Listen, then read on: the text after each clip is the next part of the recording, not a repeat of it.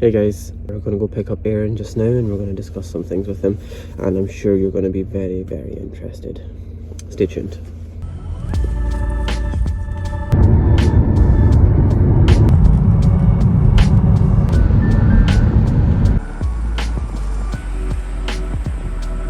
Door? Where's the door?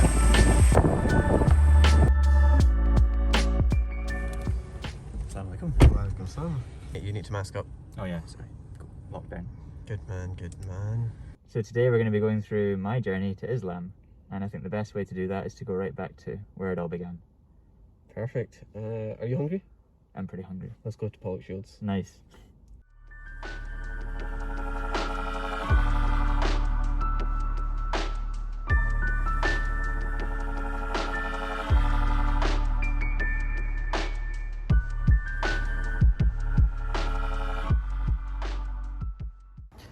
Okay, brother.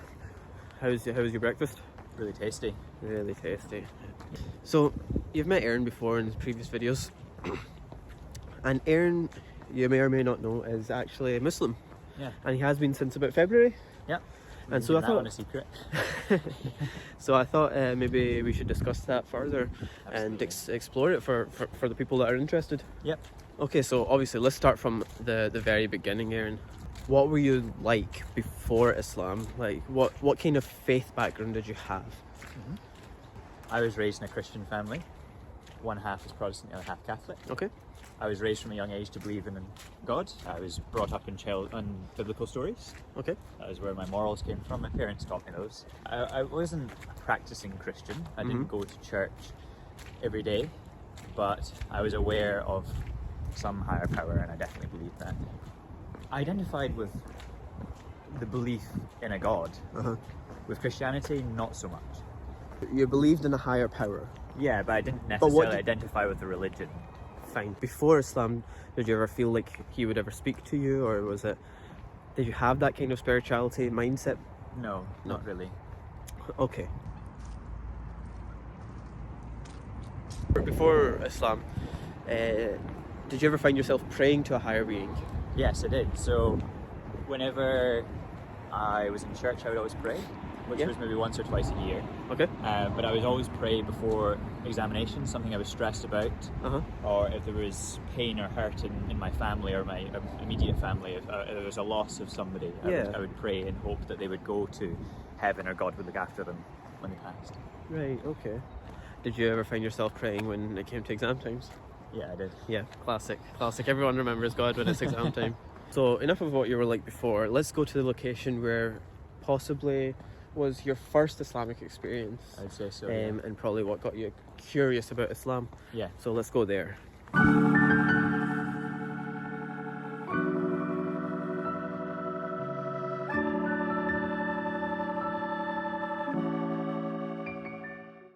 So the next question I had for you, Aaron, is we've come to Glasgow Central Mosque. How are you feeling? And what was your first experience of this place? Feeling nostalgic. Okay. So first experience of this place would have been 4 years ago right now, right? So we came to Glasgow from St Andrews for a quick visit, and I think you wanted to come to... Yeah, I wanted to come here to the Central Mosque. Exactly. So tell us a bit about that. So you were wanting to pray, I think it was Usr? It wasn't so much that I wanted to pray Dhuhr, it was you asked me whether you could see a mosque. Yeah. And then at the same time I thought, fine, let's go, I'll pray Dhuhr while I'm at it. Yeah. Sorry, Asr. And already, when I first see this place, there's sort of a tranquility that I've never felt before. So we went inside, and then you were just kind of showing me the hall, and it was a very peaceful hall. I think you and I were the only ones in the mosque, maybe one other person. And then just as we sat down, there was just the air was very still, the room was very silent. So then you were about to start praying, to which I then said, hold on a second, Yeah. how do I pray? And then you took me through, I guess, the movements.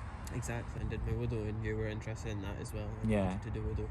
So you did that as well. Because this is stuff I'd never known about before. Although I had, as we mentioned earlier, I learned some stuff about Islam. This is stuff I never learned about. Exactly. Was there anything that called you at the time to a god? Yeah, so it was right when I started praying and I followed your lead. And there's part of the prayer, I I don't know the exact Arabic name when you're prostrating beforehand, you know, head close to the ground. Yes. And it was in that moment, because you don't do that in a Christian prayer. In sujood, you mean? In sujood, yeah. Mm-hmm. That's not in Christianity. And it was just at that moment right there that I felt, I guess, closest to God. Mm-hmm. And that was closest to God that I'd ever felt throughout all my years of being in churches, in different various prayers. That was the one moment there. So the one thing I'd say about Aaron is during that wee trip, I'd only known Aaron for about a week then. I brought him to Glasgow, he'd stayed over, and now we'd come to a mosque, and instantly I'd realised that this boy is a very inquisitive guy. He wants to know a lot about everything. And I did see him asking, through our years, asking different people different questions about different faiths and what they believe. And so it's not like he dived straight into, or dove. Yeah. He didn't dive. he didn't dive straight into Islam just because of a single whim. It was definitely a few years of questioning. But that came a lot later, and so I think the next place to go is probably uni, because 4 years later you decided to adopt Islam. So what exactly happened during those 4 years? I think what we should do is go to Glasgow University to discuss that. To me, yeah. Let's go.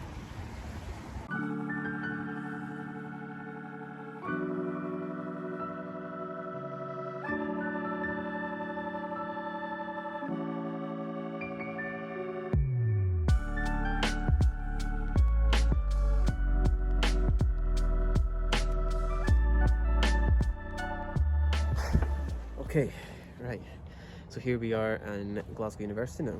The thing that probably is the best thing to symbolise our journey through university. Yeah.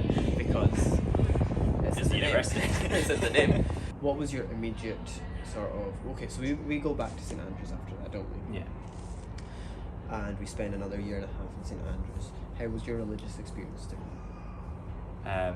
Pretty non-existent Okay. at that point. It was almost like we had that moment in the mosque, and then from then on, the next couple of years, there was nothing. It wasn't really part of our lives, was it? When we eventually came to Glasgow, I think that's when things started to click for both of us. Definitely. Where do you think it changed for you? Oh, do you know what it was? Yeah. First Ramadan in Glasgow. We were going to be going through Ramadan. You were building that. Yeah, so it was literally 2 days before Ramadan started. We were in the garden room together. Yeah. And I said to you, well, here, you are already living the lifestyle, you know, you don't drink, you don't have a girlfriend, etc, etc, etc. Yeah. Take a gander at this, see what you think of it. To which I said, already been thinking about it. I'm starting in 2 days. Yeah. It was through that time where you became even more inquisitive, like everything became heightened. Yeah, so I didn't pray 5 times a day, but I did make my own form of prayer in the morning and my own form of prayer in the evening, before and after meals. And then that's when I asked you and your family members lots of questions. We went to the mosque a couple of times as well. In that time. That's where it started. And then after Ramadan, how do you think things developed?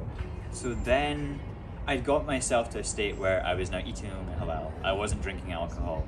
I had been praying pretty regularly for 30 days. Mm-hmm. I didn't see any way back. A step backwards seemed like almost like a point of self-destruction. I was like, why would I do that to myself when I've progressed so far and I've developed so much? But I was living pretty much near enough an Islamic lifestyle. Yeah, I remember when you actually did become Muslim, you felt like you'd already been Muslim for a wee while. So when did that start then? But actually, I think still after that, I did screw up a few. I would say screw up a few more times after that. Afterwards, I came out and think, why did I do that? And felt ashamed of myself. It was sort of from that point on that I really wanted to devote myself to something. I didn't know at that moment what it was. I think what we should do now is move on to the place where you actually became I Muslim. think that sounds good to me as well. What drove that decision? What made you feel like this is it for me? And how you felt during that time? Perfect. Yeah, let's move on. See you after the break.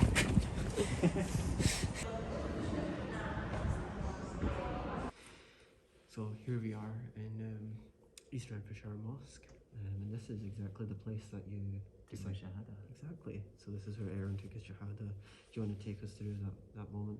Yeah, so we came in here, we didn't really know what to do. But then as our understanding, it was just to say the shahada 3 times. We came here, was it a Jummah? We came for a Jummah. Exactly, it was in that sort of vicinity. And then right after, as Mosque is my witness, I said the Shahada 3 times. So I just come back from a holiday in Spain, Mm-hmm. in the Al-Andalus region, so the Arabic region. Okay. And I had a lot of time out there to sort of reflect Uh-huh. on how far I'd come and where I was at in that moment in time. And as soon as I touched back, after the flight from there, I called you Yep. at, I think maybe 8 a.m. Mm-hmm. and said, Mossy, I've decided to take the Shahada. Yeah, you were very certain, weren't you? Yeah, I just knew. And you'd said at the time that you've been reading the Quran and you've read, you know, a fair amount of it. Yeah. But you hadn't even gotten through much of it before you realised that this was what was really speaking to you. Yeah, it was in that moment I'd been eating completely halal by this point, no alcohol, and then I think when I came back, I had one meal with a friend, and I ate chicken. I ate one bite of chicken that wasn't halal, and I knew it wasn't halal. And then I just reflected that night, and I was like, why did I do that? Mm-hmm. And then I was like, why did that bother you so much? Mm-hmm. I was like, right, you know in your heart that this is the thing to do. And you wanted to become Muslim. So obviously we did the Shahada together. It was short, simple. You want to become Muslim, you just say the words and you're a Muslim. You feel it in your heart, and we discussed it with the Imam here as well. Because I thought I'd actually have to say it again or say it in front of multiple witnesses, and he was Sign some forms or something. To which he said, no, you've said it, you're Muslim. It was so simple, and everything in Islam is so simple, and I think that's what makes it so appealing to a lot of people, especially me. Yeah. You know, there's not that much around it. It's mostly common sense. There's no rocket science behind it. Absolutely. I think that's what I've failed to sort of mention in our video so far, and I should just sort of add it in here now, that on this journey I was brought closer to God. I was brought closer to Allah, and it was simple. The journey from start to finish was simple. It was easy to follow. From the moment that I made that first prayer with you, to doing Ramadan to where we are now, Mm-hmm. it was just everything made sense. Then you're now Muslim. What do you want to do now? So I need to finish the Quran. Mm-hmm. I need to improve my Arabic and read it in Arabic. Mm-hmm. I would like to read the Bible as well fully. Okay. And then I guess next future steps would eventually be hopefully have a wife and then raise kids with Islam. And I think that's just going to further progress my journey, and how do I teach them what I've learned, and then set them on their own journey as well. If there was one word that you would describe your journey into Islam, what would you choose? Beautiful. Beautiful indeed. Right, let's get out of here. Oh, here we go. Is that the video? We've done it. Have you only gone and done it? Well, we're here. Should we just sign off? Yeah. Alright, okay, so guys, thanks so much for taking this journey with us. I hope this made a little bit of sense to you. If you were interested in it at all, let us know. If you got more questions, drop them in the comments below. Leave your likes, leave your comments below. Don't forget to subscribe, and you'll definitely be seeing more of me. I'll dip in and out. Perfect. See you soon.